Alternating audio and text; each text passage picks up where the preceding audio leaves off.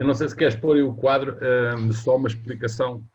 Este quadro já é um quadro que nós apresentámos aqui há cerca de um mês, ele já tem para aí um mês, e não é mais nem menos do que eram as previsões da IATA em termos do que é que se estava a adivinhar.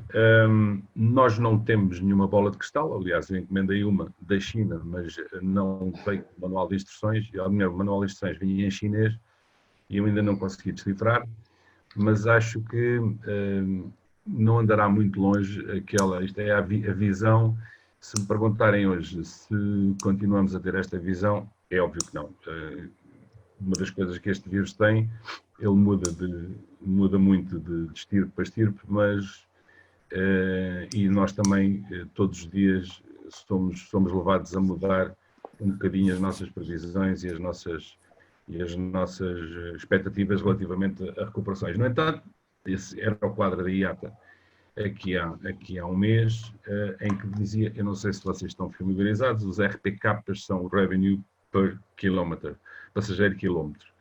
É a receita que está vendida em termos de passageiros por quilómetro. E depois temos os ASKs, que são os lugares disponíveis por quilómetro e que são oferecidos pelas companhias aéreas. O que é que eles expectavam? Indo diretamente para o cenário pessimista, porque o baseline já estávamos com comparações de quebras de 24%, comparando sempre com o mês de o ano de 2019, e 32% em outubro, comparando com o mês de outubro, em termos de previsões já para 2021. Ou seja, já se esperava, estavam à espera que tivéssemos uma quebra em 2021 de 32% dos RPKs. A recuperação final das companhias aéreas relativamente à estabilização, comparando 2019 até 2023, será praticamente o ano zero em termos de estabilização daqueles valores que vão aparecendo mais ou menos plasmados nas projeções. E depois eles tinham também aqui a recuperação dos mercados internacionais, de acordo com as economias, mas aqui é que nós estamos a ser um bocadinho, já não estamos neste registro, porque, eu não sei se vocês sabem, mas nós acompanhámos a evolução daquilo que as companhias aéreas iam oferecendo, eu não estou a falar no caso da TAP, estou a falar de todas, e a determinada altura nós achamos que cada vez que se fala em picos, se falavam em picos de adiamento de picos, ainda ontem vimos o pico de Lisboa, afinal vai acontecer em junho, mas eu não sei se vocês já perceberam que nós já tivemos 3 picos. Nem que nada, parecemos um jogador de futebol com tanto pico, e cada vez que o país divulga um novo pico, as companhias aéreas, não estou a falar no caso da TAP, mas as companhias aéreas movem as suas operações mais para a frente, porque há aqui uma coisa que a aviação é cara, como vocês sabem, e toda a gente quer operar dentro do maior número possível de captação de passageiros. Tirar um avião do chão só para um determinado destino é uma operação ruinosa, tem que ter uma operação combinada, e é evidente que companhias como a Emirates já adiaram as entradas em cena, todas elas vão ajustando também as suas operações de acordo com aquilo que vão ouvindo do país. Admitimos que a operação estará mais ou menos definida só no final deste ano. No entanto, para terem uma ideia do que é que estamos a falar em termos de impacto, também estão em alguns números, esses sim verdadeiros, em que o tamanho da criança, no caso da economia portuguesa, são 6,6 do produto interno bruto, e uma coisa muito interessante, nós estamos em 11º lugar na maior conectividade da Europa, sendo que em termos de hubs, Portugal pode subir esta característica de conectividade de hubs se continuássemos aos níveis que vinhamos a produzir, e se a TAP continuasse com a massificação de redes e esta transposição do Atlântico passasse por aqui, nós rapidamente, se tivéssemos capacidade aeroportuária também para isso, conseguiríamos chegar ao ranking do quarto maior hub a nível de país, a nível mundial, o que seria muito atrativo. Por enquanto estamos no 11º lugar de melhor conectividade a nível da Europa, com 81% de crescimento entre 2013 e 2018 e 26 milhões de passageiros saídos à partida de Portugal. Eu lembro-vos que em 2014 a capacidade catastrófica do aeroporto de Lisboa situava-se nos 14 milhões. Nós chegámos aos 30 milhões do ano passado, em termos de handling, sendo que 26% vinham daqui. Depois, queria chamar também aqui a atenção de que este último parágrafo tirado da IATA diz que, apesar de nós termos um pequeno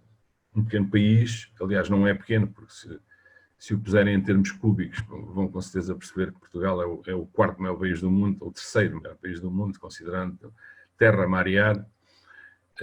Se juntarmos as ilhas, portanto não somos assim tão pequeninos. Temos muita água, mas que nos pertence por direito próprio. E vão ver que o número do tráfego doméstico representa 31% do total de passageiros, nomeadamente com os voos da Madeira e dos Açores. Não estou aqui a pôr o Porto, está considerado o Porto, mas é evidente que a maior fatia vai para as ilhas, porque esses não têm alternativas à aviação. Continuamos a ser hiperdependentes da parte aérea, éramos em 95%. Eu penso que com o encerramento das fronteiras e até Espanha se libertar e também conseguir chegar cá de carro, neste momento eu diria que estamos 99% dependentes da acessibilidade aérea e eu acho que vamos manter esta dependência por mais algum tempo. Eu depois pus aí estas notícias que aí estão, já são notícias requentadas, que foi o início da operação da TAP. O início da operação da TAP que lançou primeiro um primeiro draft de voos de acordo com aquilo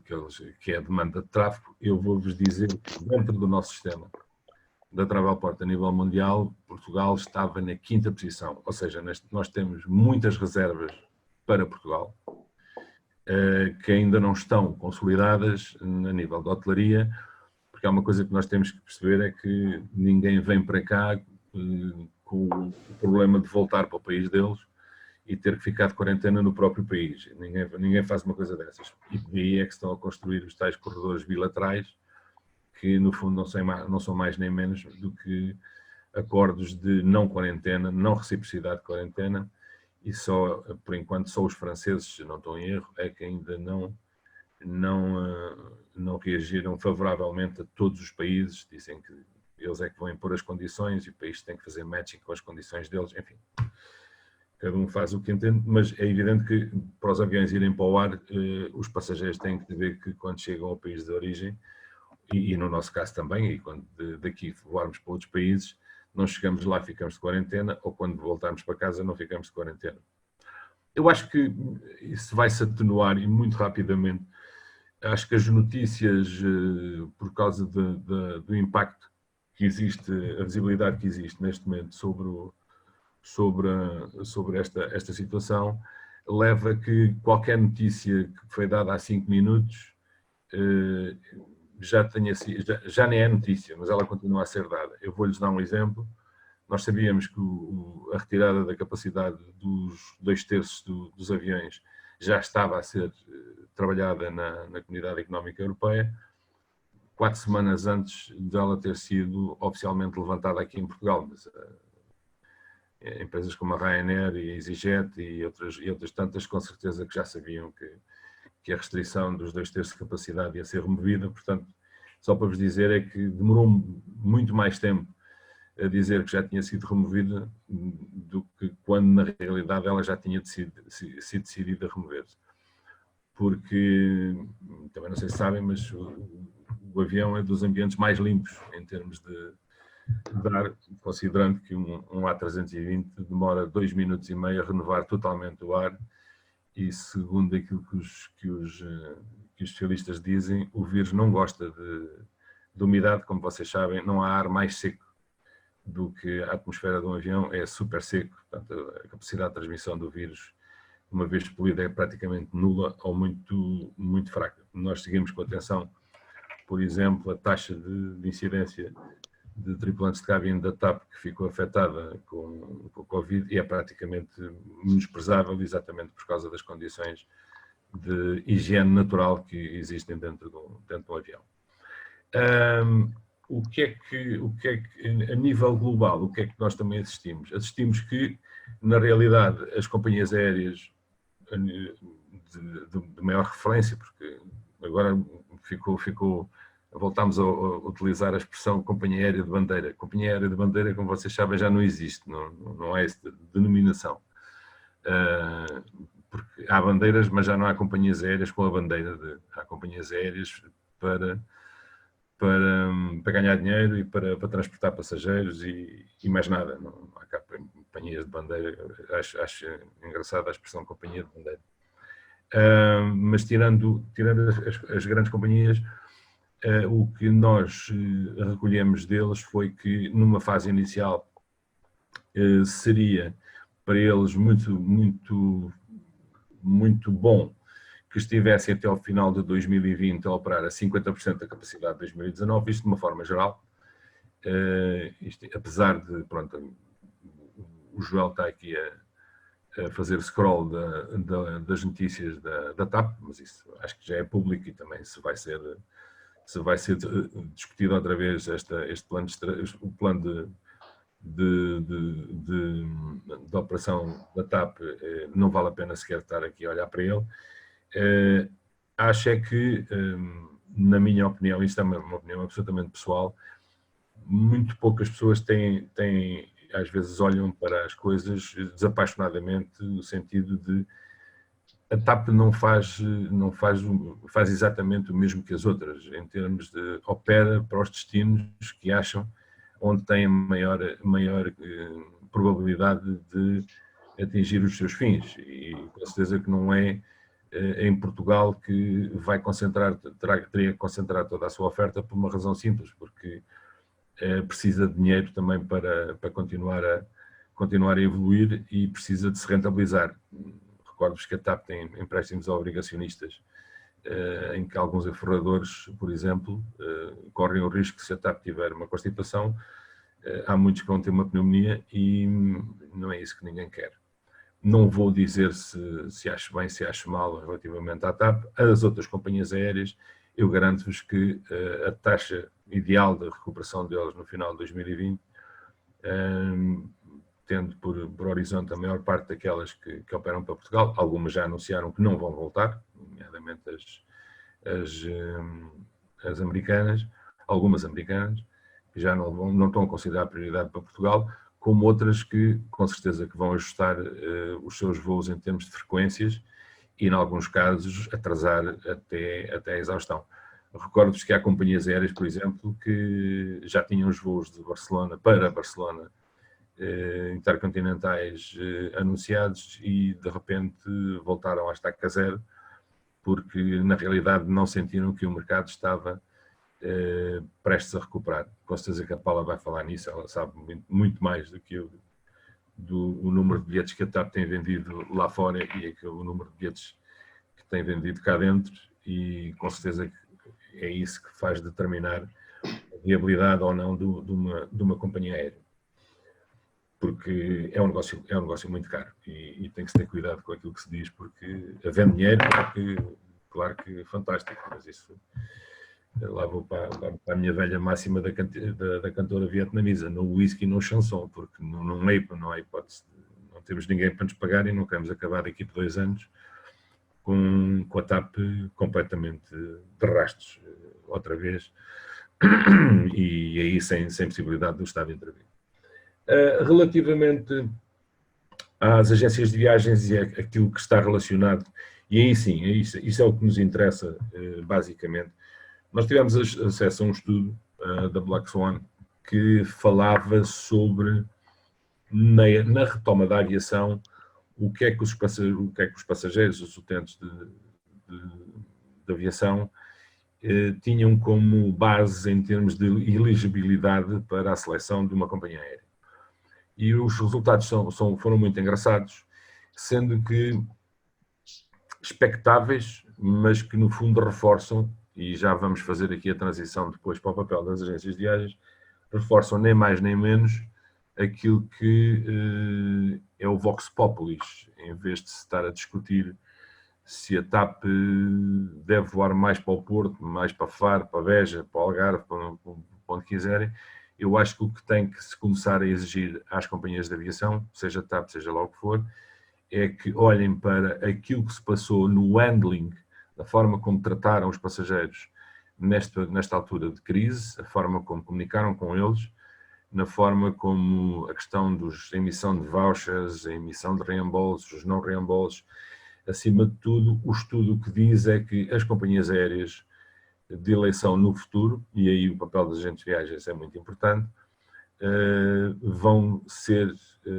escolhidas de acordo com os critérios, exatamente da forma como foram tratadas diretamente pela companhia aérea, a forma como a explicação teve lugar, as formas alternativas que se encontraram em termos de redenção dos reembolsos e uma série de conjuntos que vão até à própria criatividade em termos de mexer nos programas de milhas que tiveram um impacto tremendo. É claro que a companhia vencedora, sem surpresa para ninguém, foi a Singapore Airlines, e depois temos ali um ranking que a europeia mais próxima foi a British Airways, curiosamente. Porquê? Talvez porque a British Airways tenha aprendido com a forma negligente como tratou os seus passageiros de vendas diretas durante a crise dos vulcões na Islândia, em que deixou praticamente toda a gente no chão sem qualquer tipo de resposta. Acho que recuperaram um bocadinho nesta fase, mas não deixa de ser curioso é que agora é que realmente o passageiro, o utente da companhia aérea vai ter uma necessidade absoluta de se garantir contra a forma, melhor ou pior, de que uma companhia aérea vai tratar dele. E aqui, entramos aqui no papel das agências de viagens, que é fundamental. Se lembrarem, durante a crise dos vulcões na Islândia, a maior parte, 60% dos passageiros que ficaram no chão foram passageiros tratados diretamente pela companhia aérea. Ou seja, em tempos de crise, é evidente que, em termos normais, a reserva direta à companhia aérea é uma atitude natural e cada vez mais natural, mas o problema é que, independentemente de tudo, aqueles passageiros, durante a crise dos vulcões, que foram tratados pelas agências de viagens, foram reencaminhados, protegidos, reembolsados, reacomodados, e a maior parte das companhias aéreas não teve noção sequer do que é que sucedeu aos seus passageiros de venda direta, apenas devolvendo o dinheiro do bilhete e mais nada. E aqui o fator, a partir de agora, nós temos a certeza que o papel da agência de viagens, exatamente porque o passageiro vai ter necessidade não só de ter um tratamento mais próximo, mais cozy, como dizem os ingleses, ainda se vão obtendo as respostas que nós não temos. Eu não estou a falar especificamente do caso da TAP, estou a falar no caso de todas as companhias aéreas. É muito mais fácil utilizar uma agência de viagens, é muito mais seguro utilizar uma agência de viagens numa situação destas de futuro, que já era no passado, agora começa a ter um peso tremendo no futuro, sendo que, por parte da companhia aérea, da agência de viagens, vai obrigá-la também a ter uma maior atenção relativamente aos critérios de seleção que os passageiros, independentemente de se têm acordos ou se não têm acordos, mas a captação de clientes vai passar pela capacidade de gerir a informação e de ter uma informação fiável que permita que, pelo menos, o passageiro viaje com muito mais segurança e, no fundo, serão eles os grandes agentes de retoma. Serão mais os agentes de viagens, os agentes de retoma, do que propriamente as companhias aéreas, em termos de de arriscar ou não arriscar. Os agentes de viagens é que têm que voltar a incutir confiança no cliente e têm que protegê-lo ainda mais quando chegar ao ponto de seleção de qual é a companhia aérea que querem eleger. Vocês sabem, não é segredo para ninguém, que a maior parte da retoma das companhias aéreas vai ser toda vetorizada para o mercado de lazer, por razões óbvias. Primeiro porque o mercado corporativo, que curiosamente eu há 2 semanas achava que não estava com uma fase de arranque engraçada, posso dizer outro país que eu também tenho. A meu cargo, em Itália, o mercado corporativo está, apesar do país ainda estar fechado, mas é o que se está a começar a mexer mais em termos de reservas, mas porque houve estímulos à parte de lazer dadas diretamente pelo governo italiano para que os italianos façam férias em Itália, portanto, não saiam de lá. E nós aqui estamos a falar de sair daqui, não estamos a falar de turismo interno. Significa isto que a visão e o papel das agências de viagens vai ser ainda mais fundamental, e no interface e na relação que vai ter com outra coisa que é fundamental, que são os seguros, a capacidade que nós temos de segurar os passageiros e ter a noção exata de que eles, cada vez que voam, estão ainda mais protegidos, independentemente da proteção que a companhia aérea com certeza presta, vão estar ainda mais protegidos, mas este esforço que as companhias aéreas de início vão ter em tentar captar mais massa do que turismo massificado do que propriamente turismo de negócio, vai também, se calhar, levá-las a ter alguma distração relativamente àquilo que sucedeu com o tratamento que tiveram algumas delas, em alguns casos muito feio, relativamente a se cancela o voo tem que reembolsar, se não cancela o voo tem que reembolsar. Não há aqui volta a dar-lhe, mas independentemente de reembolso ou não reembolso, as companhias aéreas vão ser obrigadas também, com certeza, a prestar uma informação muito mais atempada e muito mais detalhada daquilo que na realidade lhes vai na cabeça. Não vale a pena dizer assim, eu não pago porque não tenho dinheiro para devolver. Não é bem o seu caso, porque senão ia tudo à falência mesmo. As companhias aéreas não tinham hipótese de devolver esse dinheiro todo que têm em caixa, nenhuma delas iria sobreviver, mas só para vos chamar a atenção que vai ser o efeito de tuning da seleção da companhia aérea, não vai ser tanto na base do preço e nem na base do horário, vai ser mais, na nossa desta opinião,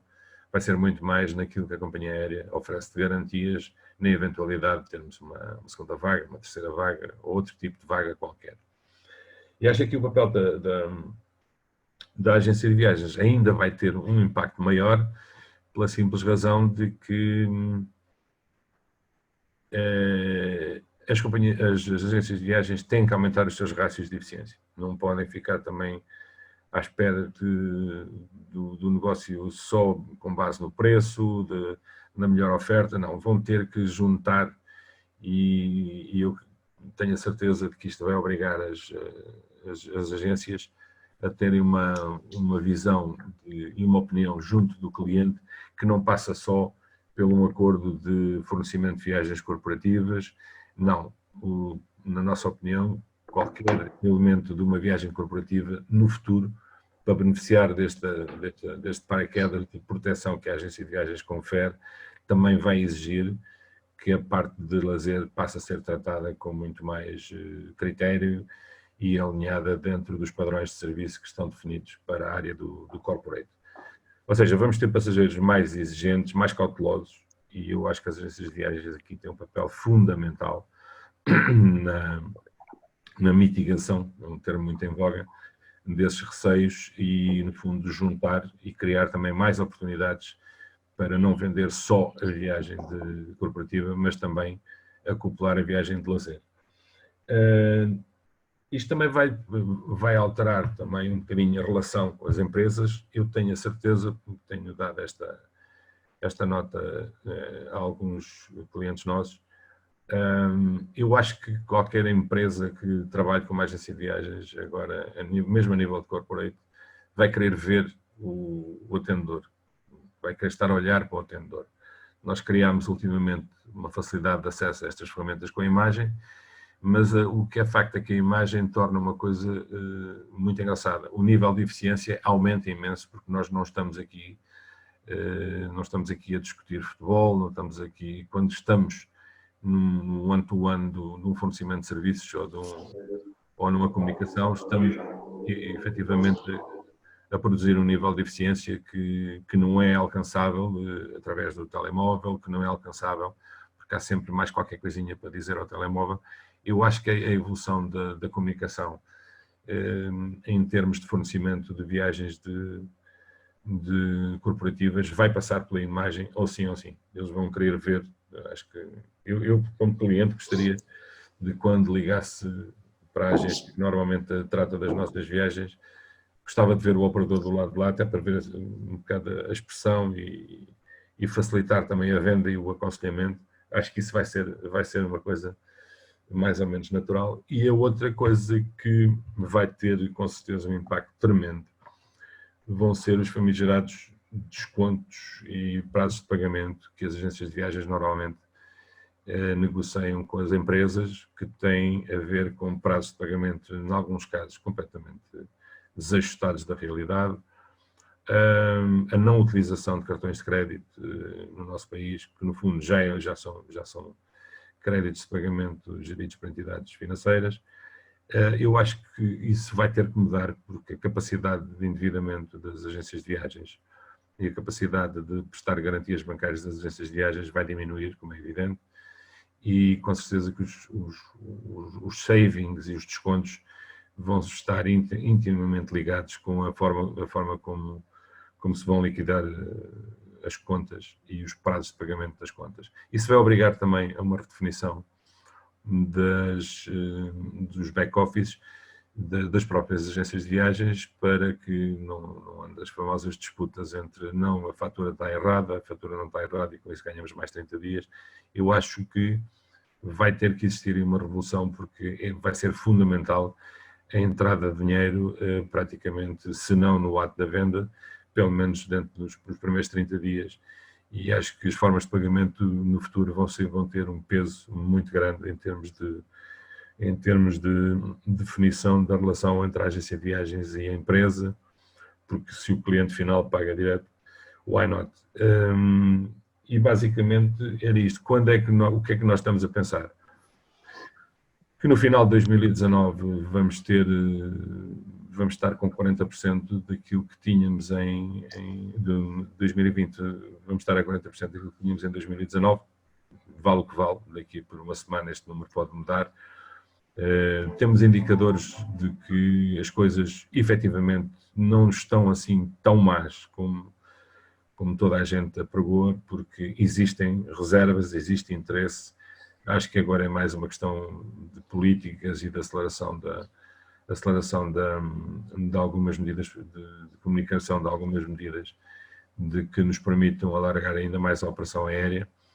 porque vontade de viajar acho que existe, não está minimamente questionada. Também tínhamos a noção de que as empresas corporate iriam,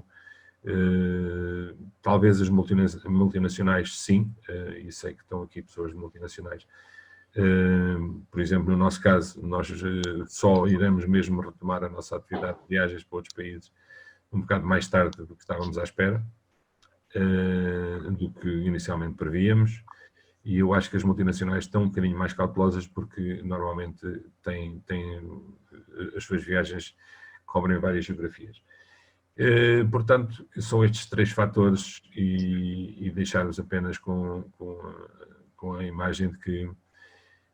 não nos esqueçamos agora das agências de viagens, como nos esquecemos daquilo que as agências de viagens fizeram pelos passageiros e pelos seus clientes durante a crise dos vulcões e durante todas as crises que antecederam esta